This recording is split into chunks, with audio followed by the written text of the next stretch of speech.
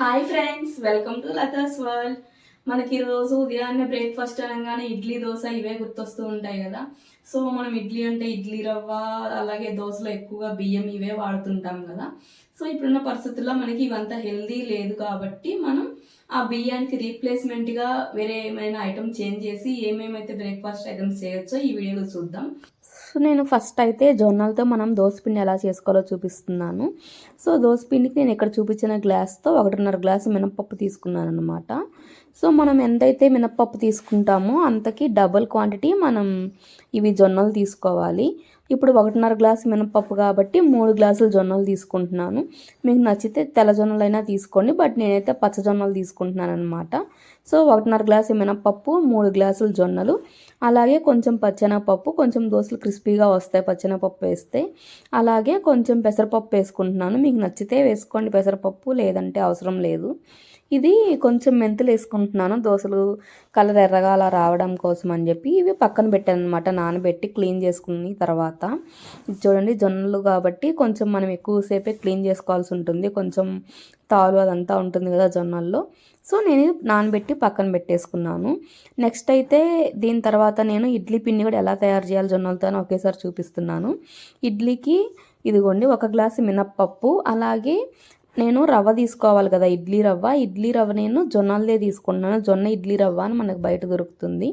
So ఈ జొన్న ఇడ్లీ రవ్వని తీసుకొని ఇడ్లీ పిండి ప్రిపేర్ చేస్తున్నాను. ఒకసారి రవ్వ చూపిస్తాను చూడండి ఎలా ఉందో. మనకి చాలా ఫైన్గా ఇడ్లీ రవ్వ ఎలా ఉంటుందో అలాగే ఉంటుంది, కాకపోతే ఇది జొన్నలది అనమాట.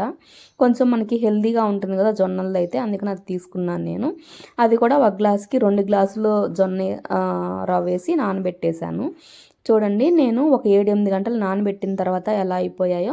జొన్నలు బాగా నానాయి అనమాట. నానిన తర్వాత నేను వాటిని మిక్సీలో వేసి గ్రైండ్ చేసుకున్నాను. ఫస్ట్ అయితే ఇడ్లీ పిండికి ఓన్లీ మినపప్పు వేసుకొని వాటిని గ్రైండ్ చేసుకొని పక్కన పెడుతున్నాను.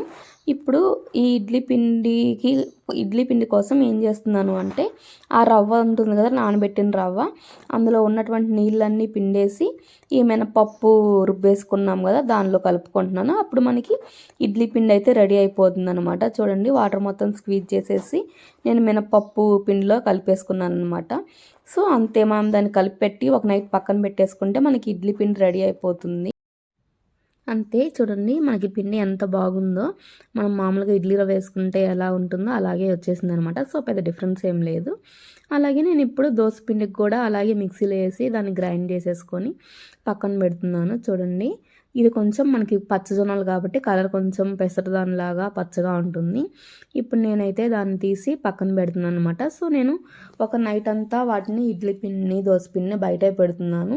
మరి ఎక్కువసేపు అయితే బయట ఉంచొద్దు, పిండి మరీ పులియాలి అని చెప్పి. ఉదయం మీరు లేచిగానే ఫ్రిడ్జ్లో పెట్టేసేయండి, లేదంటే త్వరగా పాడైపోతుంది జొన్నలు ఉన్నాయి కాబట్టి. నేనైతే ఒక 7 గంటలు లేదా మ్యాక్సిమం 8 గంటలు అంతే, ఇంకా అంతకన్నా ఎక్కువ అయితే పెట్టేయొద్దు. ఉదయం లేయగానే తీసి ఫ్రిడ్జ్లో పెట్టండి. చూసారా పిండి ఎంత బాగా ఫెర్మెంట్ అయిపోయిందో. సో దోశలు కూడా వీటితో చాలా బాగా వస్తున్నాయి అన్నమాట. ఇప్పుడు నేను క్లిప్లో చూపిస్తాను ఎలా వచ్చాయని కూడా. ఇది చూడండి, ఇదేమో ఇడ్లీ పిండి కూడా బాగుందనమాట, అంటే ఫెర్మెంట్ అయిపోయి బాగుంది. దీన్ని జస్ట్ కలుపుకొని నేనైతే ఫ్రిడ్జ్లో పెట్టేసుకుంటున్నాను. ఇప్పుడు నేను మీకు ఈ జొన్నలతో చేసిన ఇడ్లీ పిండి అలాగే దోశ పిండి ఉంది కదా, వీటితో ఎలా చేయాలి దోశలు అని చెప్పి చూపిస్తాను. ఒక గిన్నెలో అయితే కొంచెం పిండి పక్కన పెట్టుకొని నేను దానిలో కొంచెం ఉప్పు అలాగే నీళ్లు వేసి కలిపి పెట్టాను. ఇది మనం పెసరట్టు కలుపుకున్నట్టు కొంచెం గట్టిగా కలుపుకోవాలన్నమాట. మరీ ఎక్కువ లూజ్గా కలుపుకుంటే మనకి దోశ రాదు, అతుక్కొని వెళ్తుంది. సో ఇప్పుడు నేను చూడండి ఎలాగా దోశ వేస్తున్నాను. మనకి మామూలుగా పెసరట్టు ఎలా అయితే వేసుకుంటామో అంత ఈజీగానే వేసేసుకోవచ్చు.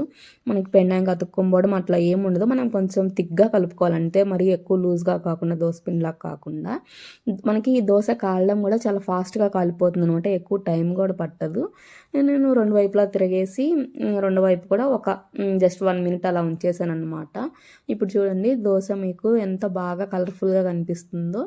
అంతే, మీకు జొన్న దోశ అనే ఫీలింగ్ కూడా రాదు, చూస్తే మామూలు దోశలాగే ఉంటుంది. టేస్ట్ మాత్రం చాలా బాగుంటుంది. ఇది ఒక్క దోశ తింటే చాలు, అస్సలు ఆకలి కూడా అనిపించదు అనమాట, అంత స్టమక్ ఫుల్గా ఉంటుంది. అలాగే నేను చేసినటువంటి జొన్న ఇడ్లీ పిండి ఉంది కదా, దాంతో ఇడ్లీ పెట్టడానికి ఒక బౌల్లో కొంచెం పిండి అయితే పక్కన తీసుకుంటున్నాను. దీనిలో కొంచెం అలాగే ఉప్పు అలా వేసుకొని కొంచెం వాటర్ అయితే వేస్తున్నాను. అంటే పిండి మరి థిక్గా ఉంది కదా, అందుకని చెప్పేసి ఇడ్లీ మరి గట్టిగా వస్తాయని చెప్పి. ఇప్పుడు నేను అలాగే ఇడ్లీ పాత్ర కూడా తీసుకొని అందులో కొంచెం ఆయిల్ రాసి ఆల్రెడీ పెట్టేశాను. అందులో ఇప్పుడు ఈ పిండి అయితే వేస్తాను. చూడండి, ఈ పిండి కన్సిస్టెన్సీ ఇలా ఉండాలి మనకి ఇడ్లీ వేసుకోవడానికి. చూడండి ఎంత చక్కగా మనకి ఇడ్లీ పాత్రలో వేస్తే మనకి మామూలుగా ఇడ్లీ రవ్వతో ఎలా చేస్తామో సేమ్ అదే ప్రాసెస్, కాకపోతే మనం జొన్న రవ్వ వాడామంతే. టేస్ట్ గురించి అయితే మనము బాధపడాల్సిన పనే లేదు. మనకి మామూలు ఇడ్లీలు ఎలా ఉంటాయి అంతకన్నా టేస్టీగానే ఉన్నాయి. ఆల్మోస్ట్ సేమ్గానే ఉన్నాయి నాకైతే. సో నేను కొంచెం ఇది జొన్న రవ్వ కాబట్టి మనకు కొంచెం టైం పడుతుంది ఉడకడానికి. నేను పొయ్యి మీద పెట్టి ఫస్ట్ అయితే కొద్దిగా ఒక 5 మినిట్స్ అయితే మీడియంలో పెట్టి తర్వాత హైలో పెట్టాను అనమాట. ఇంకో 5 మినిట్స్, మొత్తం ఒక 10 నిమిషాలు పట్టింది నాకు ఇడ్లీ ఉడకడం కోసం. ఇప్పుడు నేను తీసి చూపిస్తాను చూడండి. చాలా ఈజీగానే వచ్చేస్తున్నాయి ఇడ్లీ అయితే. చూసారా ఎంత బాగున్నాయో ఇడ్లీ. టేస్ట్ కూడా చాలా బాగుంటుంది. బేసిక్గా మనకి మామూలుగా బియ్యంతో చేసిన వాటికంటే జొన్నలతో చేసిన వారికి టేస్ట్ చాలా బాగుంటుందన్నమాట. నేనైతే దీనిలో చట్నీ అలాగే కొంచెం కారం ఉంది ఇంట్లో, అవి వేసుకొని సర్వ్ చేసుకున్నాం. మీరు కూడా ఒకసారి ట్రై చేయండి, ఎలా ఉందో నాకు కామెంట్స్లో కూడా చెప్పండి. ఇప్పుడు మనం 3 ఐటెం చేసుకుంటున్నాం. ఏంటంటే మనము జొన్న గుగ్గిళ్ళు ఎలా చేసుకోవాలో చూస్తున్నాం అనమాట. దానికోసం నేను ఫస్ట్ అయితే ఒక గ్లాసు జొన్నల్ని కడిగి శుభ్రంగా నానబెట్టుకున్నాను. ఉదయాన్నే నానబెట్టేసుకున్నాను. జొన్నలు కూడా నానడానికి టైం పడతాయి కాబట్టి ఎక్కువసేపు నానబెట్టాలి. ఇది నానబెట్టిన తర్వాత ఈవినింగ్ నేను కుక్కర్లో 2 గ్లాసులు నీళ్ళు వేసుకున్నాను ఫస్ట్. కానీ ఏమో సరిపోవని డౌట్ వచ్చి ఇంకొంచెం ఎక్స్ట్రా అయితే వేసుకున్నాను, మళ్ళీ మాడిపోతాయి కదా అని చెప్పి. కుక్కర్లో పెట్టి ఒక 10 విజిల్స్ అయితే వచ్చే వరకు ఉంచాలి. ఎందుకంటే జొన్నలు అనేవి త్వరగా ఉడకవు కాబట్టి 10 విజిల్స్ వచ్చిన దాకా వాటిని ఉడకబెట్టాలి. లేదు అంటే మనకి తినేటప్పుడు కొంచెం మధ్యలో గట్టిగా అలా తగులుతూ ఉంటాయి అనమాట. చూడండి, 10 విజిల్స్ వచ్చిన తర్వాత నాకు ఇంకా వాటర్ ఉన్నాయి దాంట్లో. అంటే నేను కొంచెం ఎక్స్ట్రా వాటర్ పోసాను కదా, అందుకని ఉన్నాయి. చూసారా, జొన్నలు కొంచెం లావ్ అయ్యాయి అనమాట ఇంతకుముందు ఉన్న వాటికంటే. వాటిని తీసి పక్కన పెట్టుకొని నేనైతే కొంచెం పచ్చిమిర్చి ఉల్లిపాయ కట్ చేసుకొని తిరగమాతలాగా వేసుకుంటున్నాను ఈ గుగ్గిళ్ళ కోసం. నేను ఈ ఉల్లిపాయ పచ్చిమిర్చి కొంచెం వేగిన తర్వాత సాల్ట్ కూడా వేసాను కొంచెం.